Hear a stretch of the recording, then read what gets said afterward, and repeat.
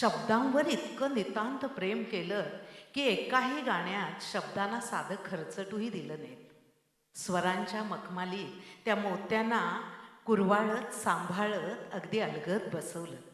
कणस्वरांचं हे सौंदर्य दाखवलं आणि थेट स्वरांना भिडवलं. तानांमध्ये गिरक्या घ्यायला लावलं. तुमच्या संगीताचं वर्णन करण्यात उत्तम अभिजात दैवी ह्या शब्दांना स्वतःच सार्थक झाल्यासारखं वाटत असेल. शब्दरूप आले मुक्या भावना धुंदी फुलाला धुंदी फुलाला